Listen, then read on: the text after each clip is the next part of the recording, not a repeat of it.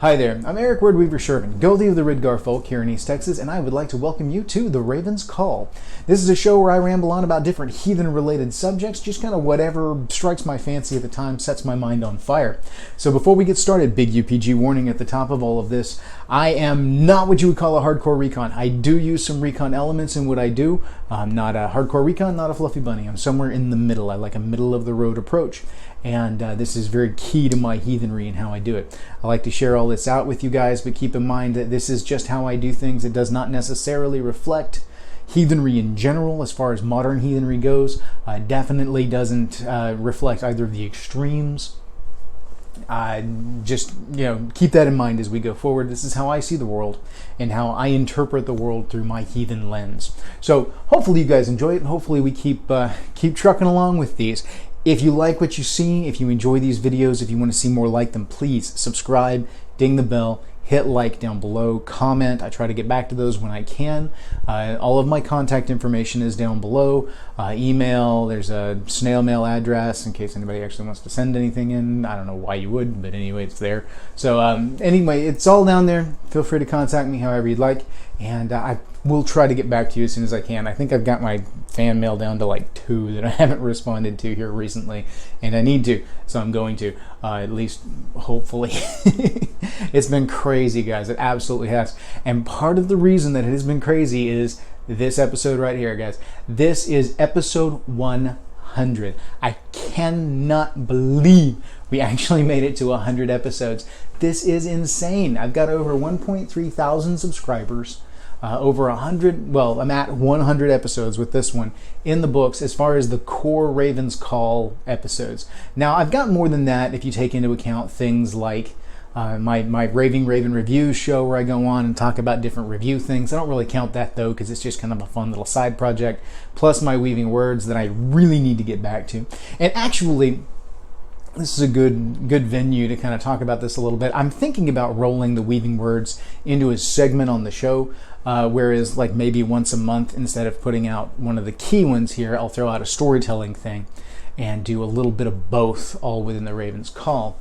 And so we'll see about that. I can't guarantee. Those Weaving Word stories take a lot of prep and some dedicated alone time to be able to get those stories out. And that's sometimes a little bit difficult to come by, especially when you work in the field that I do. Plus, we've started some work with a local rescue with kittens. So to all you guys out there that work with animal rescues or people rescues, whatever, it's a lot of work. I know it is, but you do good work.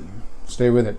So anyway, I'm looking at exploring those things in the future. We'll see where that goes. I'm kind of excited to play with the idea a little bit and branch out a little bit. So hopefully with these episodes post 100, I can start doing some different things, working on some different elements and bring it all in to one big kind of Raven's Call conglomerate.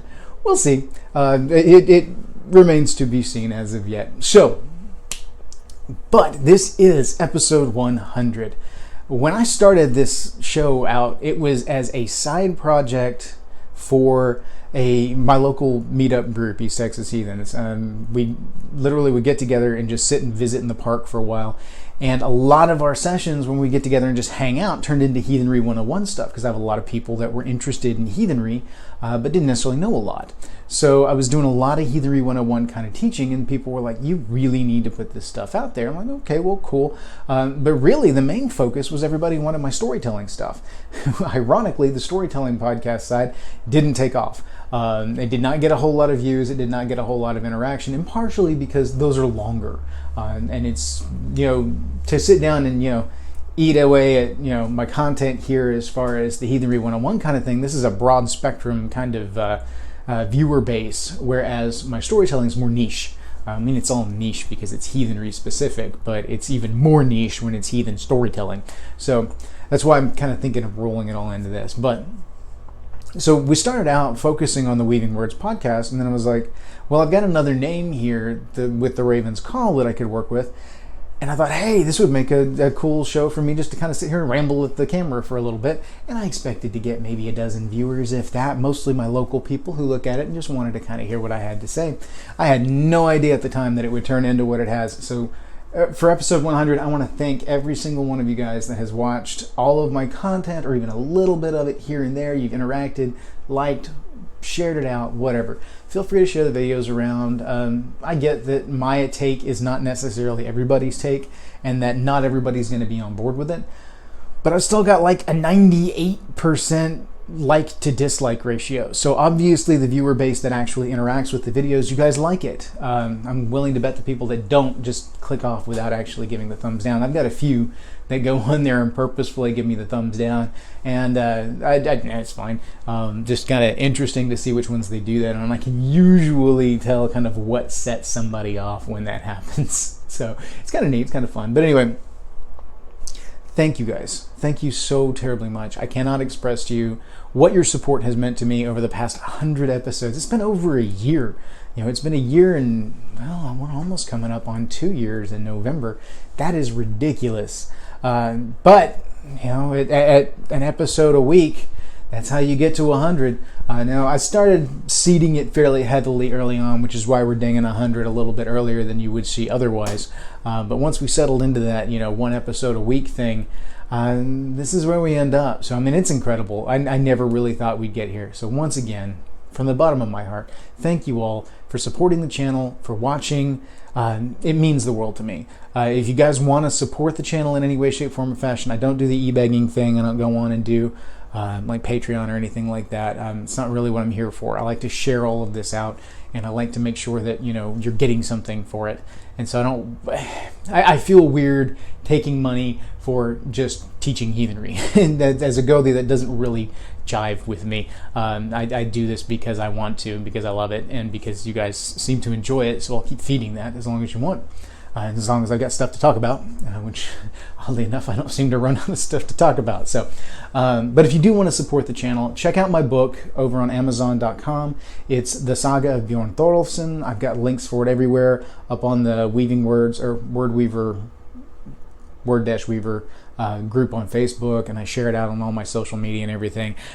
Hit that up. All the sales from the book go to help support the channel. So that way I don't feel so bad about that, because you're actually getting something for it. You know, it's about the book at that point. So check it out. It's also in the Kindle Unlimited, where if you've got Kindle Unlimited, you can go on and you can read it for free on there. And apparently I get paid by the page as far as people reading the book.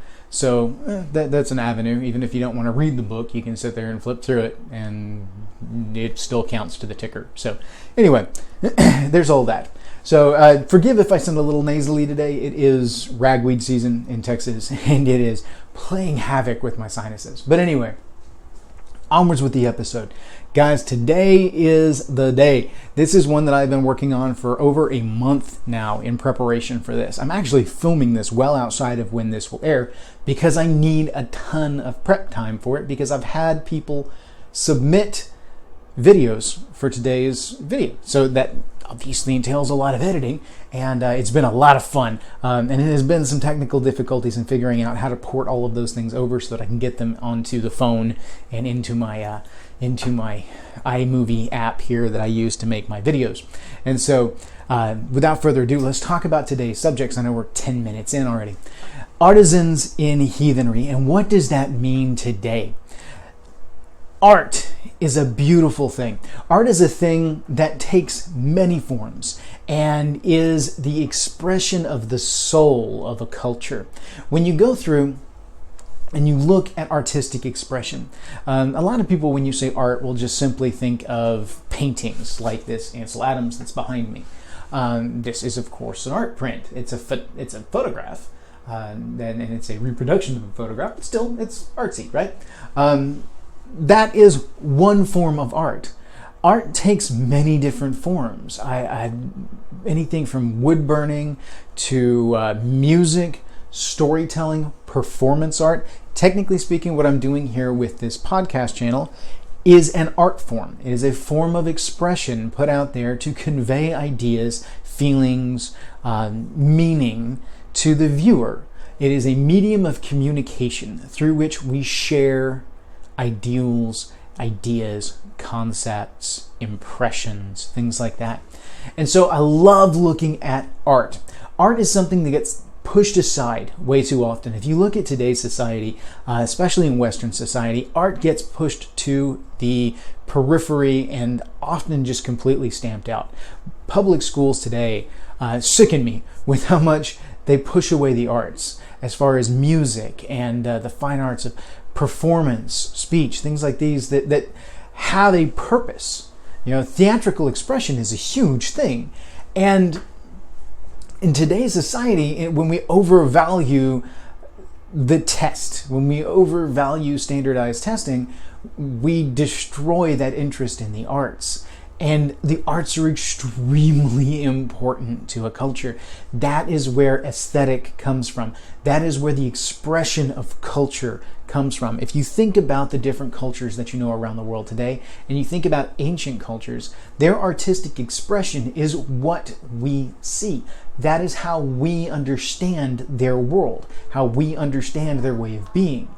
The reason for that is because that's the mode of expression that they used. Now, if you look back to Heathen channel, let's look back at Viking times. If you look at Viking times and pre-Viking time, back into Bronze Age, etc., etc., etc., these disparate cultures that make up what we would call arch-heathenry or ur-heathenry, this is things like carvings, statues, stoneworks, especially because stoneworks survive well, jewelry. Jewelry is a wonderful way of exploring expression. Think about how much we've learned from the different bracteates that have shown up and that people have been able to get stories from through the artwork that has appeared on them, or the things they've been able to tell about a culture, because people will harness technology to create art. And art from a culture will tell you a great deal about the technology of that culture. If you look at jewelry specifically, it can tell you a treasure trove of things about the metalworkings of a particular people in a particular time. It can tell you about the things that they valued, because these are the things that appear in the artwork. It can tell you about their values. It can tell you what metals they valued over other things.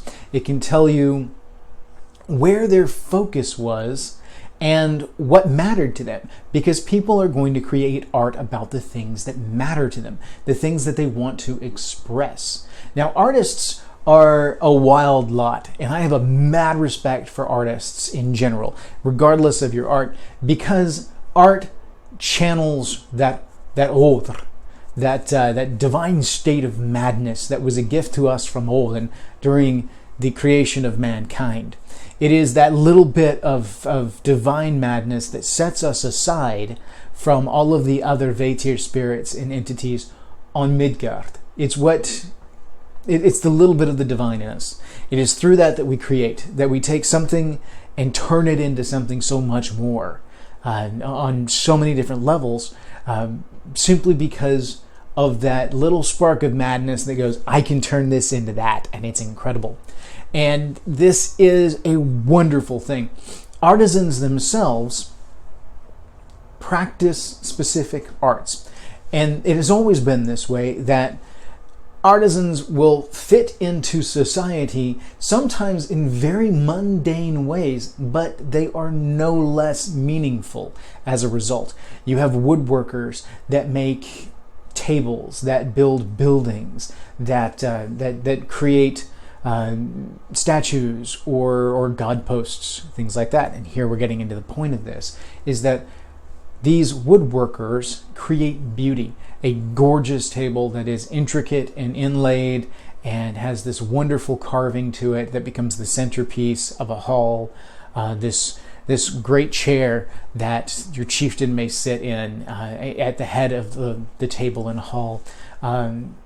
The buildings themselves, if you look back at a lot of the kind of Northern European buildings back in the day, there was a lot of artwork that went into the creation of these buildings. This is expression. It also has a spiritual / religious side to it. I say the slash because it incorporates a little bit of both in dealing with the sacred and in dealing with the spirit realm.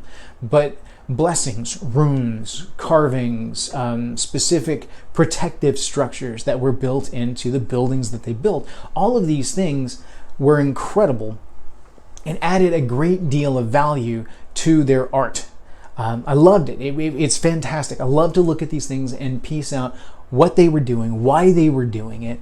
And there's tons of literature you can look at. I mean, just from the building side alone, if you go and look at this book here, the Tradition of Household Spirits by Claude Lecoteau. Love this book, fantastic. But herein you can find all sorts of expressions of art and the general development of the building as an art form and how that works in, and the traditions that come out of that, the magical workings that come out of that. And so that's just the carpentry woodworking side. You take into account metalworkings with jewelry, with swords. I mean, the amount of work that went in to creating a wonderful sword, and a lot of times the runic inscriptions that we found on them, or the different ways that they go about the creation of them, the blessings of these blades and everything to grant the wielder victory in combat. I mean, there's a lot that goes in here. If you look at a blacksmith is someone who tames fire and metal and bends them to his will. He is a wizard of the material world. Incredible. This hammer that I wear right now, you guys are more familiar with my silver one that I've worn for a long time, but this is one that I always wear near my heart. The braided cord on my other one broke, and I have yet to replace it. I'm just simply looking for the right one. But I will find one eventually, and then I'll start wearing the silver hammer again. But I always wear this one, even under my shirt. And so this is a simple iron hammer that was made by a local artisan who, I love it. I love it. And that's here in the East Texas area, and that's why I wear it, is because it's so valuable to me. It's so important. And so metal workers harness the elements and create out of something that is otherwise unmalleable and unmoving. It's like they harness the power of the gods to shape the earth itself to their will. It's a beautiful thing. And when they can do that, not only functionally, but artistically, it is glorious, it is wonderful, and I have mad respect for them. Writers record history. Writers impart knowledge. Writers impart wisdom, insight, interpretation, all of these things. They record great moments in history. They sing the praises of kings, of warriors, of heroes. They tell the slice of life stories that tell us how the world works. They give us a snapshot into the zeitgeist of this world. They take us beyond the Gestalt and down into the microcosm of society, of culture. This is a wonderful way for culture to continue to exist. Poetry is a marvelous way to capture the epic in a way that speaks to the soul, that just resonates within a person, within the mind, within the body, and it makes immortal these little moments. Whereas, with writing of a story or a saga or something like that catches this time frame, poetry captures a snapshot, an emotional moment, a welling of upspring of all sorts of sensations captured herein. Look at what we have surviving from Arch-Heathen times. You've got the Poetic Edda, that's mostly from the Codex Regius, and so much of that is just poems that were recorded through time, but these are what we have that survives, that we know the stories of the gods by. This is what we have that has stood the test of time. Is it perfect? No. Is it impervious? No. There's a lot of influence, a lot of syncretism that goes along with it, but as a point of reference, as a point of being able to look at it and say, I understand what's going on here, it's a wonderful thing. There's an article called The Author of the Voluspa. I'll do a separate video on that one at one point in time because I really want to delve into it. But it tells a kind of explorative research into who might have written the Voluspa and what it was about. And a lot of the thought in this goes to that it might have come from about the time of conversion, specifically from the time of conversion of Iceland, and that the story is steeped in heathen lore, but this particular poem is the expression of this individual's inner turmoil between the transition to a new religion and the rooting in his ancient religion. And like I said, I'll do a whole video on that at some point in time because I love it. It's a great article. It's out there if you want to go out and find it and read it right now. It's called The Author of the Voluspa. I don't have the reference information on me right now. I'll have to dig it up and post it later. But still, These are things like the poetry, the writing, all of these artistic expressions. These capture culture. These capture who and what we are, and they perpetuate it throughout time. And I want to celebrate that. I want to encourage all the heathens out there with this 100th episode to go out and create, to make, to do things. Modern writers write about their tribes, write about their cultures, and we've recently done some videos on the whole tribal identity thing. This is a way to capture some of that tribal identity. You don't need to write for grand, massive, mega heathenry. That's not the point. You need to write for your tribe. You need to write for your people, for your culture. You want to publish it? Fine. Put it out there. If you write a cool story that other people might enjoy, do it. The book that I wrote, the Saga of Bjorn Thorolfson, that was an expression specifically for my tribe to help perpetuate some of our culture, some of our insights and traditions, and be able to pass that along, a little piece of my heathenry to pass forward to forward generations. And then people outside of my tribe started to hear the story and really liked it, so I turned it into a book and put it out there. Several people have bought it and enjoyed it so far. That is just one form of artistic expression. My father does some incredible wood carving and wood burning. I mean, the pyrography that he does is incredible. The detail is just wonderful. He sees the world through different eyes, and I love it. He's much more artistic than I am. My art is with words, hence the Word Weaver title that I earned back in the day. But art takes so many different forms. It's incredible. I love to see graphic artists who can capture the gods, who can capture the heroes, who can capture modern heathen society in photographs, in paintings, in drawings, charcoal, whatever it may be, statues, sculpture. I love it. I love to see these things because they capture so much more than you could just necessarily say in words. There's a lot that I can do with words. I can use words for thousands of words to create a story about Odin. But I may not be able to tell you as much about the minutiae of my impressions of Odin as someone who is a skillful sculptor and creates this marvelous statue of Odin. And through that and all of the little details in this artwork expresses the entirety of their view on this awe-inspiring God in a statue. It becomes a method of homage, and it's beautiful, it's wonderful, and I have mad respect for those individuals. This definitely needs to be something that we build on, that we continue to do. Those that go out and do rune works, that do rune inscribings on things, that's an expression of culture. Those that just make rune sets and share them out to people, that sell them or that gift them out, that is an expression of your culture, of your tribal culture, and you are sharing that with the world. You're giving them a piece of yourself and your expression, and you're sharing that. So it's wonderful, it's beautiful, and I want to celebrate these things. Music, I cannot even begin to express how much music is one of the quintessential art forms. When you can harness vibration to the level that they do, they are wizards, they are masters of the spell of song, and it is incredible. A good, well-written song, a well-performed song can take you to another place and another time. It can make you feel things that are not your emotions, that are someone else's. They can take you to a moment outside of space and time. It is spatial magic, and you are in a new place, a new time, and a new experience, and it is awe-inspiring. I love it. I love it. I love it. Love it. Love it. So, create, people.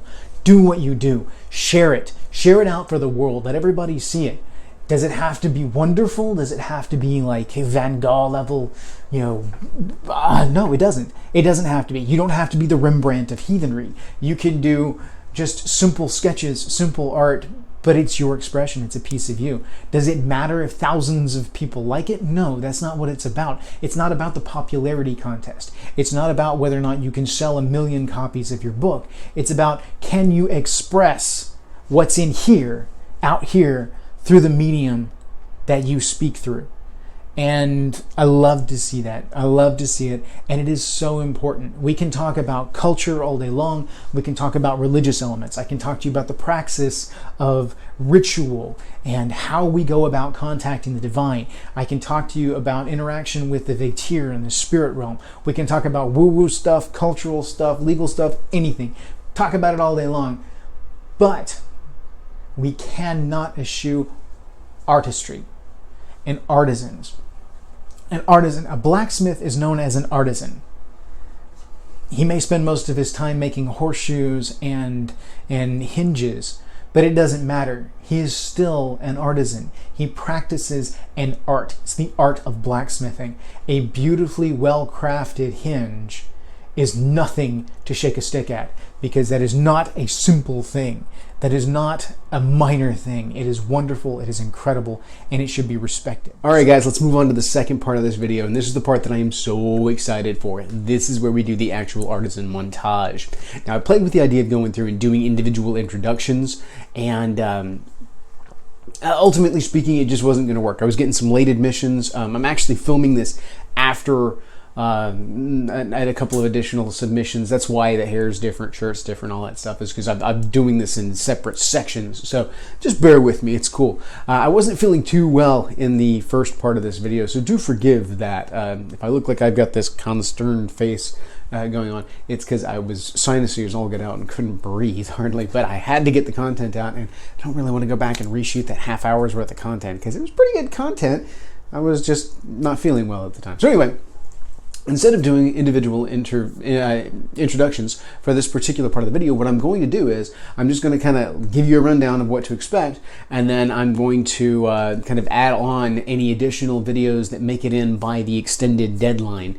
And so really want you guys to see this and see this is you. I mean, this is you guys. This is me sharing the stage with artisans out there that really deserve to have their stuff out there, to have their stuff talked about. You're going to see everything from musicians to media presenters like myself to blacksmithing. All sorts of things are evident in part of this. You know, as we talked about in the first part of the video, it takes so many different forms.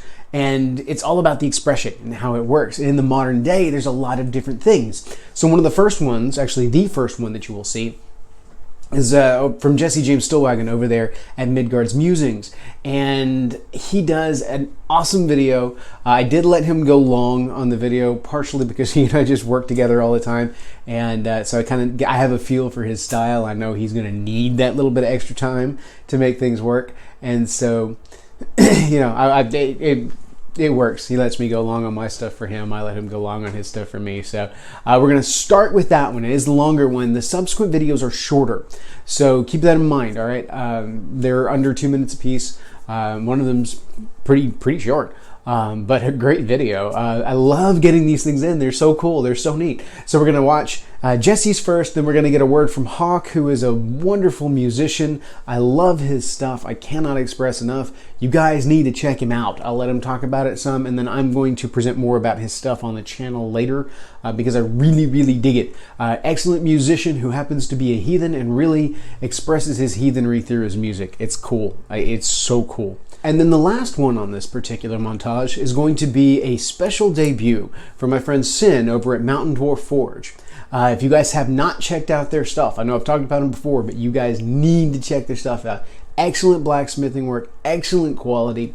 These guys, the anvil is their altar, and the metal work is their expression of the divine in the profane world. It's incredible. I love their stuff. Wonderful, beautiful, and they only get better, and that's the trick. They only get better. And so I highly recommend checking them out, just like I would any other heathen blacksmith that you can run across. I just happen to know these. So he has gone through and done a really cool video with the help of his friend, and they have got this really cool production quality video going on. And I'm going to use that one as a closer because I think it has a really cool kind of feel to it and would make an excellent bookend. So hope you guys enjoy all of this. Thank you so much for watching these videos, and I'll be back at the very, very end with just a quick bit, and then we'll sign off. So here we go, without any further ado, to the reels. Hey there everyone, Hail, my name is Jesse. You may recognize me from my own channel, Midgard Musings. I want to say thank you very much, Eric, for having me here on your show today to share with you guys artistry, artisan type things, how I feel, or how artistry and art forms play a role in heathenry today, at least for me, how it has helped me kind of grow and develop, what sort of forms of art, if any, that I kind of dabble in or engage in. So thank you, Eric. Thank you guys for taking the time to listen to my little spiel. So when it comes to art, art is very subjective. What somebody may think is incredible or amazing or beautiful can be something that somebody else thinks is not so much. So it's very subjective, and art comes in very, very different forms. One of the ways that I feel that art, or the way that I have dabbled in the art forms, is literally through media, through this social media platform, through YouTube, because it gives me a chance to share information with people and kind of get the word out and get knowledge out and shared as I learn and as I find things out. So as I'm learning, as I'm discovering new things and things that help me grow and develop as a heathen, I'm able to distribute it and share it in content form with everybody all over the world, potentially.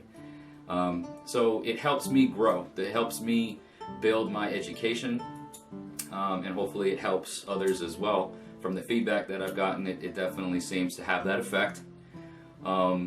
So, this isn't something that existed in ancient times. They didn't have video cameras and smartphones and the internet and things like that, but there was definitely a platform for people to, I think, express and share knowledge on, whether it be, public forums, stages, things of that nature, ways for people to express themselves and verbalize things, whether it be through story or through whatever, So this to me is like a modern recreation of an ancient practice.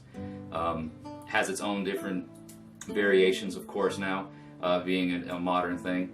But this is definitely one of those things that I feel has helped me grow as a heathen, because as I'm learning things, as I'm looking to discover how I can be a better heathen, a better person, and practice things the way that I want to. As I learn things, I then turn around and share what I learn with the world. So that is one way that I feel this art form has helped me grow and develop as a heathen. Another thing that I've gotten into recently, and not just myself, but my wife as well, has been wood burning. Okay, there's a lot of artisans out here, maybe some that Eric has talked about already, but if not, there's a lot, maybe some that you folks even know, that get into wood carvings, wood burnings, and some of the skill that we see, that some of the craftsmanship that comes out is truly, truly amazing. But my wife and I, we work together to make products that kind of help support the heathen or pagan communities. We can do other things as well, commission pieces. I'm just going to show you, if I could real quick, about 3 items, 2 of which my wife made. So as an example, this is like a small jewelry box or trinket box, or for instance, I have one just like this that I keep my runes in. But my wife did this, stained it, sealed it, put a Vulcanite here on the top of it, and it's just a wooden box. She burned the Vulcanite into the top of this and spent the time in finishing it off and making it look good. And then she did an offering bowl, which is just a simple wooden bowl with the Mjolnir burned into it. So it's maybe nothing fancy, maybe seen very basic level, but it is a form of art, and it does help support the community, because one of the things that I know I personally love about handcrafted items is I know the person's time and energy and skill was put directly into this. So there's energy and there's things into this product that maybe not necessarily this product, but it does, because my wife's time was put into this, her effort, her skill was put into this. So the person who receives it, or the person who buys it, or the person who gets it can, work off of that as well. And then the other thing that I do that helps directly support Midgard Musings is rune sets, which I can make out of various pieces of wood. These are driftwood pieces of wood, and they are kind of stained, or not stained, but shaded with the wood burner that I use, the piece of the tool that I use. So I can do like birch sets. We can stain them. But this is something that I personally love and enjoy to do, and it helps support Midgard Musings. Now, again, it teaches me a skill. The more I do it, and the more my wife and I do it, the better we get. Obviously, the more time is spent learning how to, create the stencils, and then the style or the method that's used for the burning, that sort of thing. So it definitely helps us learn the skills, becomes something that we can then in turn use to serve our communities with. So there's this sort of example of Gabo, the gifting cycle. Even though it's monetary help, we sell these items and people buy them. It's still there's this constant process of learning the skill. People get to enjoy it. And I feel that it's a way for us to be a little bit independent on things. We don't necessarily always have to go out and buy a commercially made product. We can get the products base level, the products that we want to work with, and then put our own time and energy and our skill into making the product, the final product, one that we can benefit and use, and others can benefit from and use. So that's my little spiel. Thank you guys for listening, and thank you again, Eric, for having me on your show. If you guys want to check out anything that my wife and I do with the wood burning aspect of things, I'm going to put the name of the Facebook page right over here in front of me in a text. So check out Burn On Custom Wood Burnings on Facebook, because there's a whole bunch of other stuff up there that I didn't show you today that you can check out if that's something that you want to reach out to us for. So thank you guys for watching. Thank you, Eric, for having me on your show. Hail, everyone.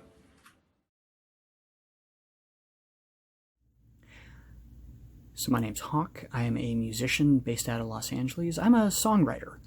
I play a bunch of different instruments, but my craft, if you will, is writing songs. Now, as a heathen, a lot of my songs incorporate some of the stories, incorporate some of the gods as characters. I've definitely written some songs that are hymns, some songs that are, straight out of the lore, some songs that are not out of the lore. I had a project for a couple of years called Black Hat Society, where basically we set the gods in a Wild West, Old West kind of vibe, and asked ourselves, what would Odin have done if he was in the Wild West? What stories would that have created? So that was kind of a direction my craft, my art took for a while. In terms of how has my art changed over the years, every artist is always in a state of evolution. I'm always trying new things. I'm always trying new styles. I've done metal. I've done country. I've done jazz. I've done classical.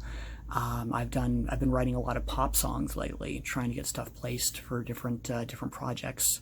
Sometimes, sometimes it's it. Sometimes it's not. It's everything is always in a state of evolution.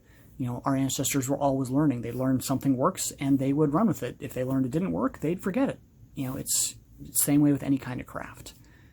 How does my music integrate with my heathenry? As a heathen, I am my deeds. Everything I do is an act of, my expression of my devotion to my gods and my ancestors, to my faith, to the way I choose to live. So every song I write, every album I put out, every time I pick up my guitar, there's a part of me that's into that. I don't always break out songs during bloat. I sometimes do during stumble. Sometimes just when hanging out with the heathen friends, break out the guitar, have a sing-along. These are all great things, but in terms of my day-to-day life as a heathen, yeah, I'm a musician, and every time I sing, I'm singing for whoever's listening. Hi, I'm December of tandpumpkins.com, a mom blog where I share heathenry, herbalism, and homeschooling. Check it out for kids' crafts, herbal remedies, and how devotion to the gods and ancestors affects the everyday lives of my family.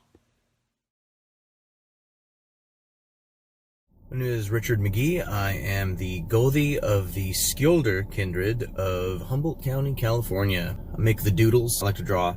I drew a thing for Eric. I also drew this sweet-ass shirt. So I have like a Teespring and a Redbubble. And then my drawings are kind of tied into my YouTube channel a little bit. Obviously I talk about Gothi stuff, kind of a Nordic philosophy perception. But yeah, I like to tie my drawings into various different mythological things. As you can see here, the Norns, which I gave like the distaff to Skuld, and Earth's got her pot of water, and Verdandhi's in the middle, and they have more of a maiden mother crone sort of look.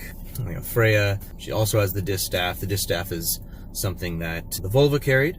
You'll notice the similarity in shape is based on a goddess symbol. I also do things like Thor and Loki, and many other designs. Feel free to email me with any design requests. You can find me on YouTube, Redbubble, and Teespring under Gothi Grimwolf.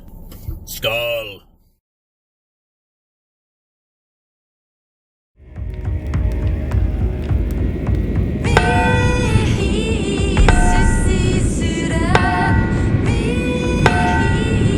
A man will go through two deaths. There's a death that when you die, your heart stops beating, your lungs stop functioning, your brain ceases to get oxygen, and therefore it shuts down. The second death is when people forget you, when people forget who you are, and they stop telling your story, they stop talking about who you were, and that's the second death.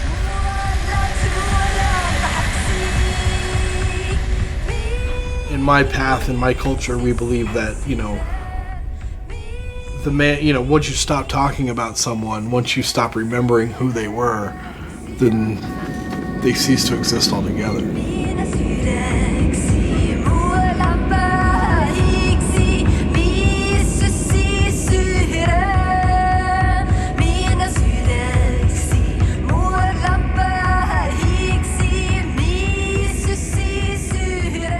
There's a sacred book called the Havamal. One of those poems states that cattle die and kinsmen die. I too must someday die, but one thing that never dies is the reputation of a good man. I'm trying to add my name or carve my name into steel every chance I get, and to distribute that steel all over the world. And therefore, my legacy, my creations, my work will last far longer than I will. And I think that's important.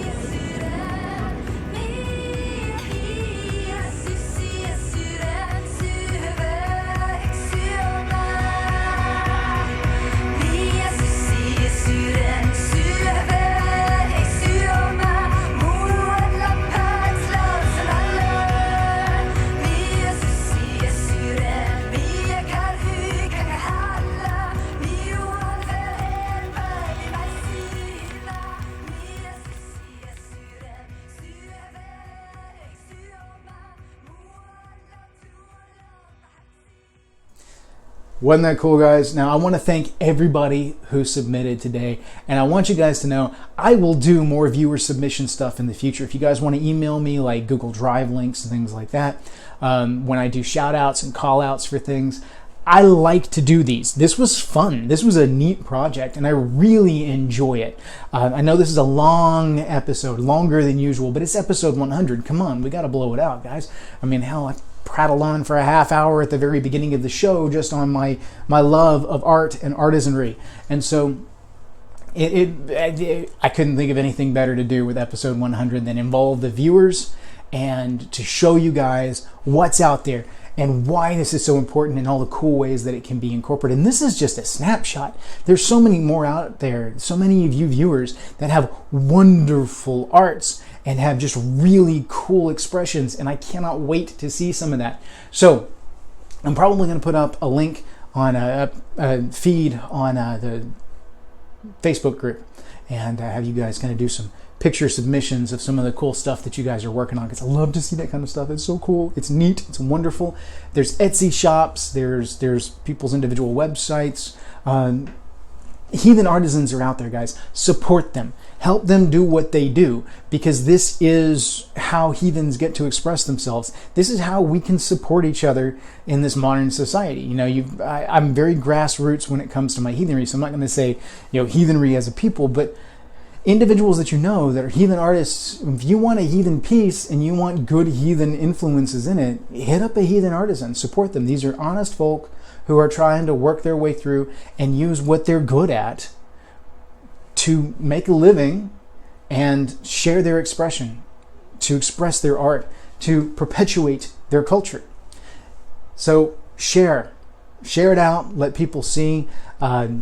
Hit up these artisans that we saw today. Hit up every artisan that you can find. Not everybody's going to be up your alley as far as what you're looking for, but that's the beauty of art. If you keep looking, eventually you'll find something that is. And if you don't, you'll get inspired to do it yourself. And I love that. Love it. It's awesome. So, thank you all for watching. Thank you guys for supporting me all the way up through episode 100. This has been great. I really hope that we can keep driving and maybe see another 100 episodes out of this. We'll see. Depends on how this fire keeps roaring. As long as you guys keep watching and keep supporting and keep giving me the feedback, I will keep feeding stuff out to you because I enjoy it. I love doing these things. These videos are a great expression for me. I like to teach. That's the thing. You can't shut me up. I like to teach. And so my people are constantly like, dude, we know this. You don't have to teach it to us. You can just like talk about it. And I'm like, but I like to teach. And I'm okay. And so this gives me an outlet. And so thank you. Thank you guys. You give me an outlet for something that I love to do. It's meaningful to me. And this episode celebrates that. So I wanted to celebrate my expression on the channel by sharing your expressions out to you, people like you. And so I will do more of these kind of artisan spotlights in the future. Do some more kind of, hey, check this guy out, check this person out. And I may pop them into specific episodes here and there, kind of like commercials or something like that. We'll see. It just depends. So reach out to me if you guys have got things that you want to express, if you want to talk about. I can't promise that I'll put everything on the channel. I'm not going to do that right now because I don't know for certain. If I get something through that's decidedly not in the vein, wheelhouse of what the channel's about, if I get something that's not particularly heathen, I don't know. It's weird, and it's going to be a case-by-case basis. You know, I'm not going to put something out there and then find out that this is some not so true guy who, you know, is all super white supremacy and stuff. I don't know. I don't want anything to do with that. Go away. I'm not big into that. I'm very anti that. So I want to make sure that what I share out to you guys is quality and is good. And so this is something that I'd like for you guys to see. And hopefully, we can share and express art as we go through. So thank you guys so much from the bottom of my heart. I mean, it's incredible. I never really thought this silly little side project would spin off and become, 1.3 thousand subscribers and 100 episodes in. And then I got ideas to go forward, so we'll see how it goes. But yeah, thanks. Or as I like to put in all of my comments, tusen takk, which for those of you that don't know, tusen takk means thank you very much in Norwegian. It actually, like a literal translation, something along the lines of 1,000 thank yous, but basically it's thank you very much. So tusen takk. You guys, I really appreciate it. I do. And so I'm going to try and keep churning out what I can.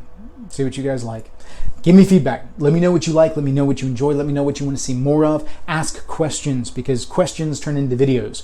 And I really like to express those things out and to take what is one question for somebody could be a bigger subject for everybody else. Because if one person's asking it, I guarantee you there's more people out there who want to ask it.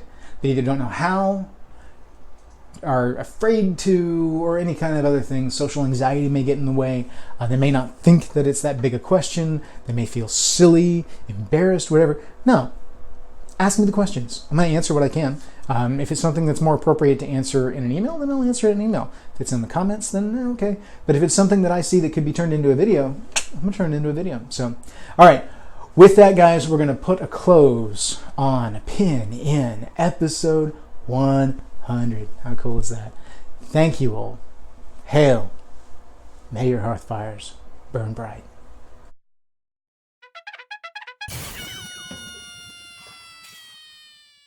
Let's try this again. Way too close. All right. So we're gonna start by doing the bass work for episode 100. Fix the camera just a little bit here.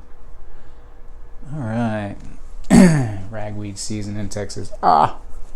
Sinuses are driving me nuts. It's crazy. All right.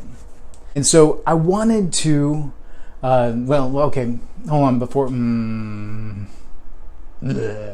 scratch it. Scratch it, scratch it, scratch it, scratch it, scratch it, scratch it. Okay, all right. Retarded. All right, and we are back in okay, and we're live in 3, 2, 1. Let's jam. Okay, testing. 1, 2, 3, 1, 2, 3, 1, 2, 3. Let's see what we have here. Here's a bit of a mess, but that's okay. Wait, where's my thing? There it is. All right. Oh, hang on a second. I've got it. And so I didn't want to end up, doing intros for everybody and then missing somebody at the last minute, and I can't keep go back. All